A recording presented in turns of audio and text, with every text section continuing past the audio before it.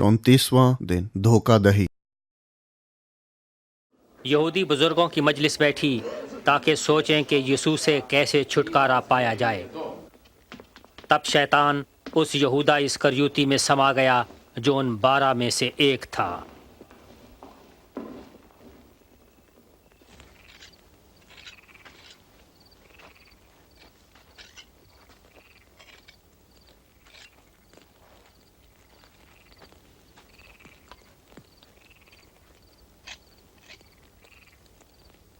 دعا کرو کہ تم آزمائش میں نہ پڑو۔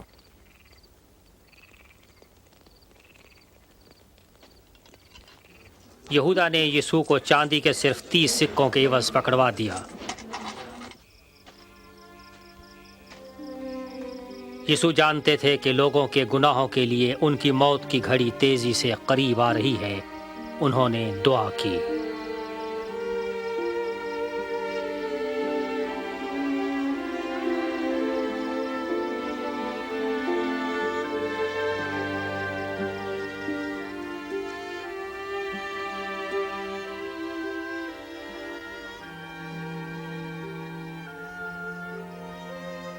اے باپ، اگر تیری مرضی ہو تو یہ پیالہ مجھ سے ٹل جائے، مگر میری مرضی نہیں بلکہ تیری مرضی پوری ہو۔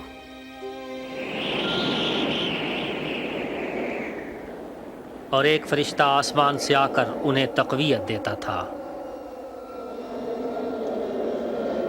اور ان کا پسینہ گویا خون کی بوندیں بن بن کر زمین پر گرتا تھا۔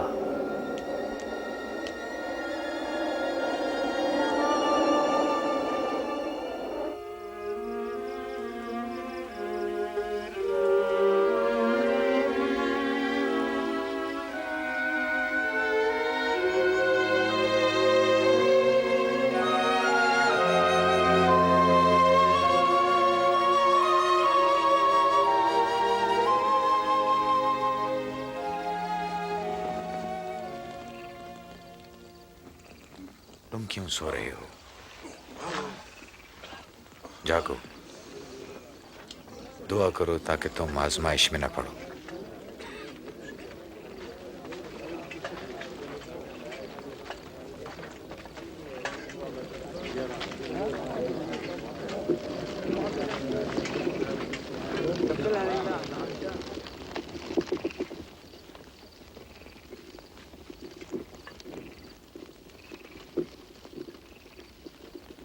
یہودا،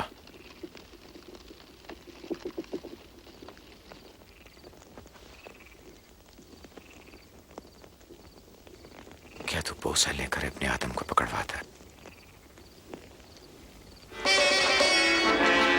خداوند آپ کہیں تو ہم انہیں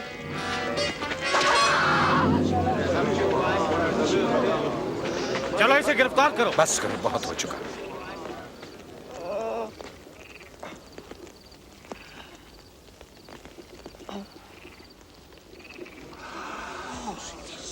معجزہ؟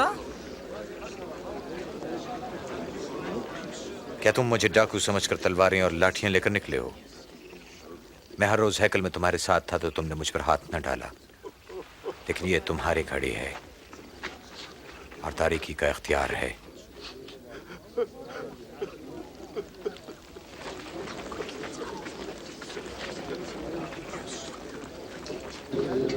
اسے گرفتار کرو۔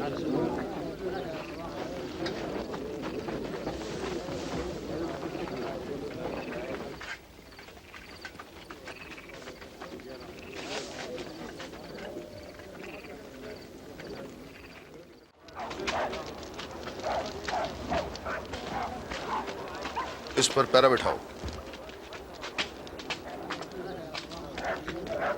سپاہی انہیں صحن میں لے گئے اور یہودیوں کا بادشاہ کہہ کر ان کا تمسخر اڑانے لگے۔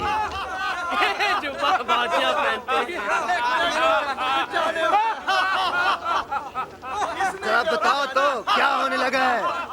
بادشاہ سلامت، کیا آپ ہمیں بچائیں گے؟ کیا آپ ہمیں نجات دلائیں گے؟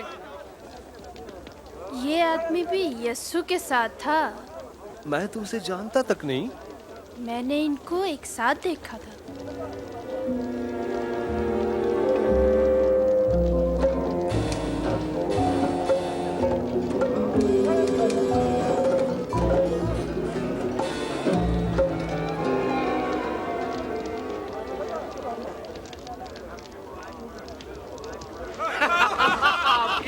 حقیر خادم کی۔ بتاؤ تو اب کیسا لگتا ہے؟ تم بھی انہی میں سے ہو؟ نہیں، میں تو نہیں۔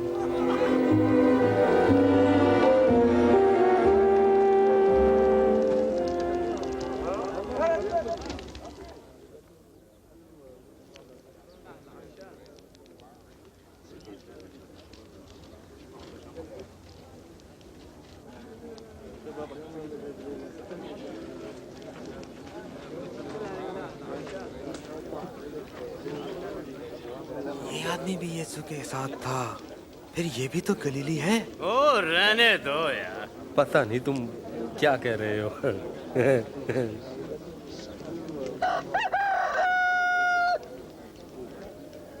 یسوع نے مڑ کر پترس کی طرف دیکھا، تب پترس کو خداوند کی وہ بات یاد آئی جو انہوں نے کہی تھی، آج مرغ کے بانگ دینے سے پہلے تو 3 بار میرا انکار کرے گا۔